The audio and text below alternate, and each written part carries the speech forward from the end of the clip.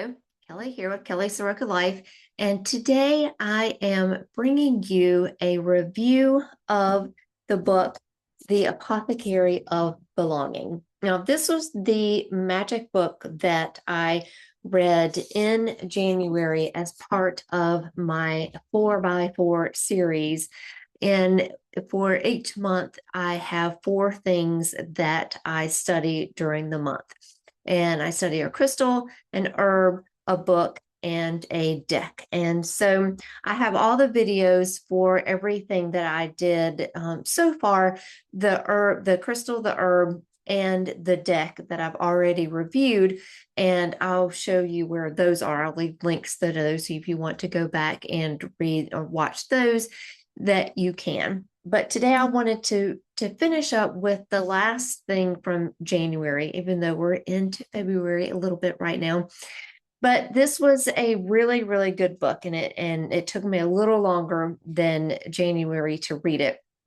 But I did want to get through the whole thing so that I could really give you a good review of this book. So this book is a new book. It just came out just very recently. And it's Apothecary of Belonging by Alexis J. Cunningfolk. Now, this author, I somehow got onto her email list, and I get emails from her however often she sends them out, but they're always really, really good articles, really in depth, very thoughtful. And she does have her own herbal practice, but she does connect it very much to nature and to witchcraft and to kind of pagan practices, as well as very looking at it through traditional Western herbalism as well. So she's very much a kind of an all-rounder in that way. And she talks a lot about community and building community, how important that is. And I think that her message right now, especially, is just really good for all of us to really look at our environment, look at how we, in this day and age of everything digital, how we can still connect to the earth and connect to plants and how they're just so wonderful. And every time I read something, she does some in-depth studies of several herbs in this book. And every time I read one, it's like, oh my gosh, this is the greatest herb ever. And so then I would read the next one and I would say, this is the greatest herb ever. But it's just because as I study herbalism more and more, and I realize how many things are out there, how many plant spirits and allies are out there for us to take advantage of it, to have relationships with, and to be in relationship with, and take advantage of them, not in a bad way, but in a way that is great for both of us. We care for these plants that are here and that we can grow them, and that we buy them from places that are sustainably sourced, and we use the things that grow around us and that grow here, and that it's a wonderful way to be in relationship to the earth. And that is one of the things I've really enjoyed about studying herbalism and about this book, because she is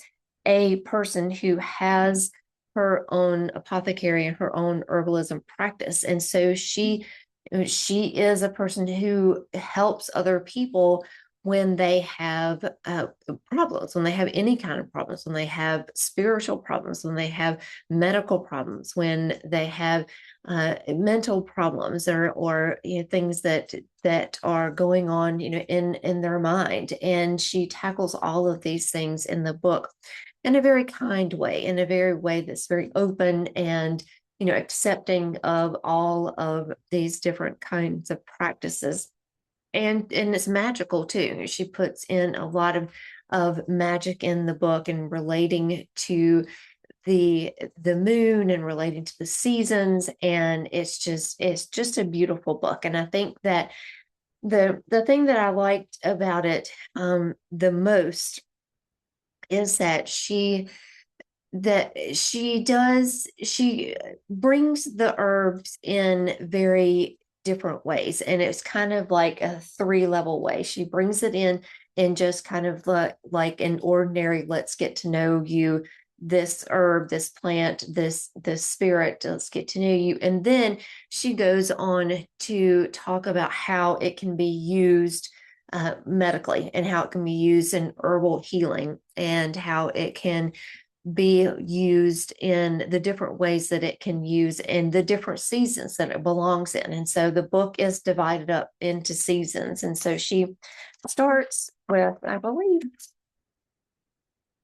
yeah, spring. So she starts with spring, moves through spring, then goes through summer and autumn and winter. So it was really interesting to read this book and start out in spring, even though, we're in the dead of winter right here.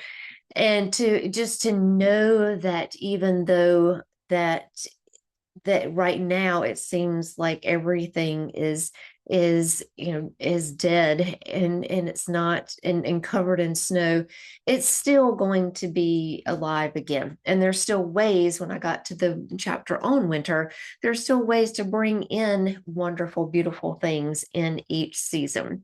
So that I really appreciated reading it, and I'm definitely going to have it on my shelf, because I'm definitely going to go back to it during the different seasons and work with those different herbs that are in each season, and the teas that she recommends. And she also puts a lot of the magic in here as well. So she'll have, like, in autumn, there is a harvest blessing, and she goes through how you can create your own oracle and use this oracle throughout the year as guidance and connection to the plant spirits and the plant allies that you're working with. And so it is just, it's just a beautiful, very beautiful book. And I learned a lot about herbs, and some that is a lot, most of them I'd heard of, and most of them that I have and have worked with, and kind of knew what they did. But she goes in depth with some of them, and follows them, like, through the whole season. So one of the autumn plants is plantain, and you see here how she has in this autumn section, this is the one of the herbs that she goes in depth with in autumn, and this is plantain. And this is something that grows, in my backyard, and and a lot of people want to kill it because they feel like it's a weed, but it's such a wonderful plant, and it's such a wonderful plant ally. And I do have some dried that I do make teas with all year round.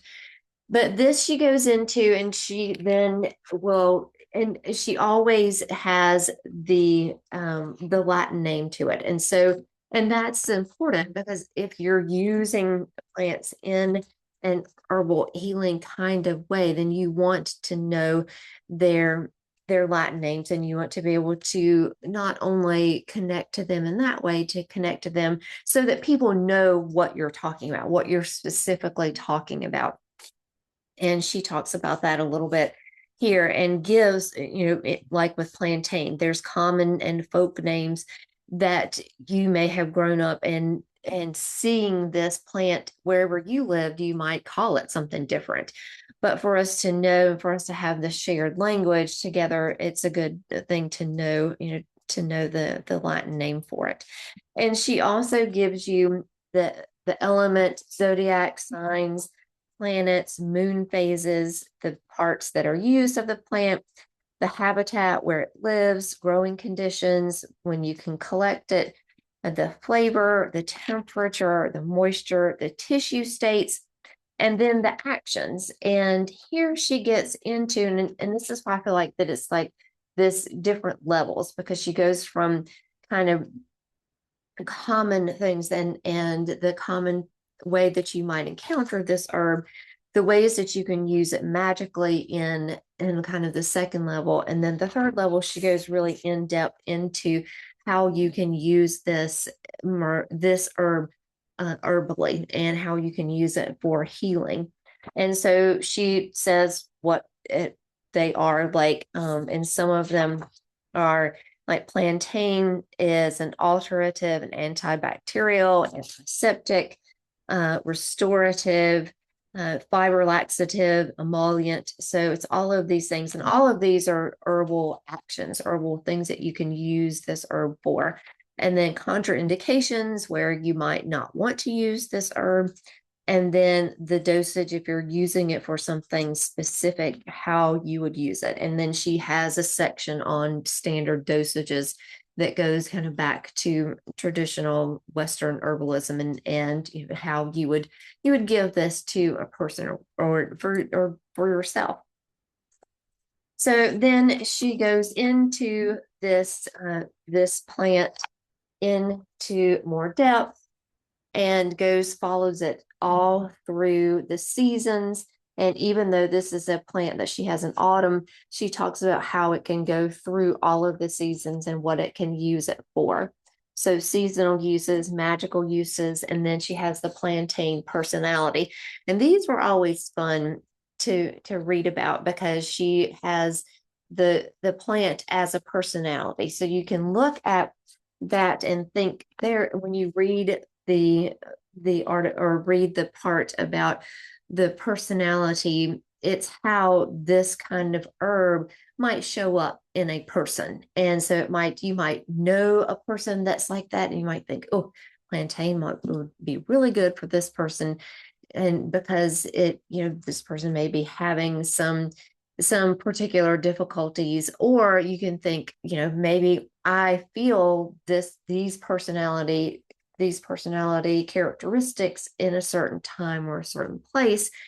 And so I want to use plantain and herbs that work very well with plantain and to work through this something that you're working through. And it can be something that you're working through spiritually, emotionally. And so she goes all on those levels. And so you can use it in a magical way, you can use it in herbal healing way, or you can use it in a spiritual way. And so it's really, I really enjoyed reading all the things that she has. And then in each section there is an apothecary, and so she gives some recommendations of other herbs that are really good to use during that time period. And so I was really interested to see ones that she used for the winter season. And so she has different things for each season, but specifically in winter, there are herbs for strengthening boundaries, herbs for the immune system. And, most of us probably have encountered this time of year and being sick, and our children being sick, and the people around us being sick, and just really wanting to, what can I do to feel better? What can I do to strengthen and maybe head off anything that's coming my way? And so these are ones that she recommends. And she recommends calendula, echinacea, elder, and self-heal.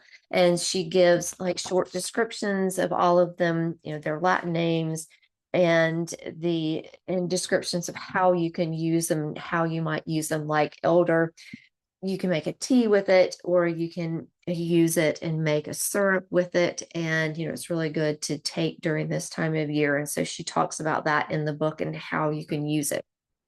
So it's a really, really enjoyable book. And if you enjoy herbalism or you want to learn about herbalism, I think that it's definitely one that would appeal to lots of different people if you want, because it's not overwhelming. And she repeats a lot of the herbs in different spaces. And so she might have elder in winter, but she'll also have it in autumn as one that you might want to take if you're having, going into the winter season, and how it can be effective then.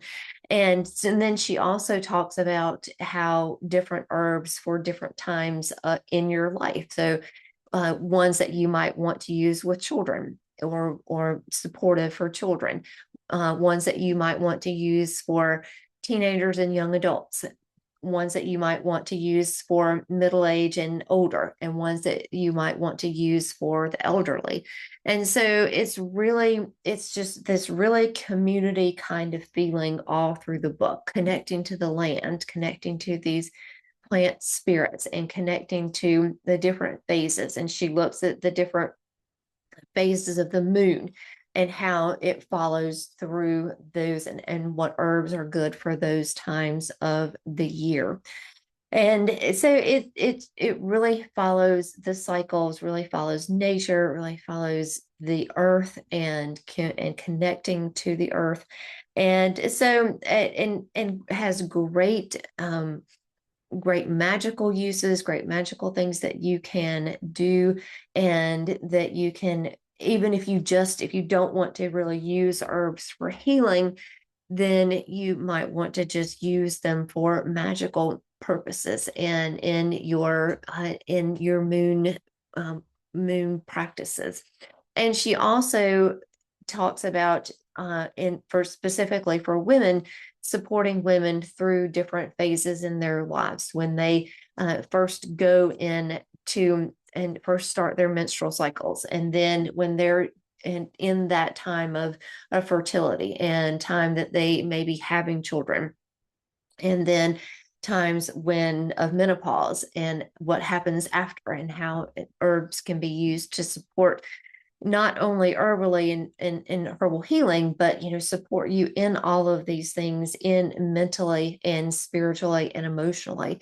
And so I really liked that as well, because it's great to know different herbs that you can use for different times in your life, because you might be well into one area in your life right now, but that it is going to change, and eventually you're going to be in that different stage of life. And so just overall, I thought that this was just a wonderful book, and there's so much that I could talk more about, but I won't go on and on. But I just do want to recommend this book to you, no matter where you are in your herbal practice, or if you want to find out about herbalism, this is a great book. If you are an herbalist, this is a great book.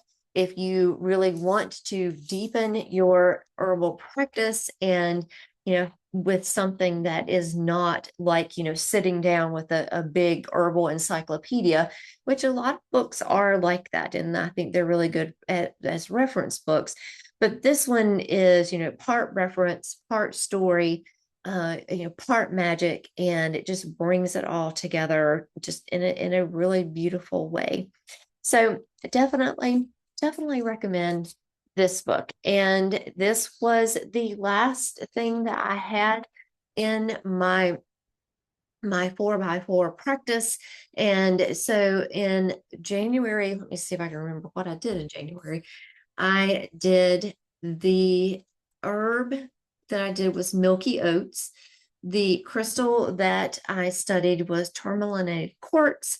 And the deck that I studied with was the Magical Hours Tarot. And so this was the last part of those 4 things that I studied in January. So I'll have this video, and I'll have also links to the other videos, and to the reference books or reference sheets that I have for the crystal and the herb.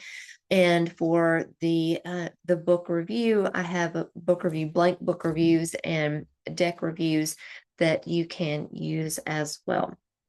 So thank you for being with me in this review of the Apothecary of Belonging, and I will see you again soon.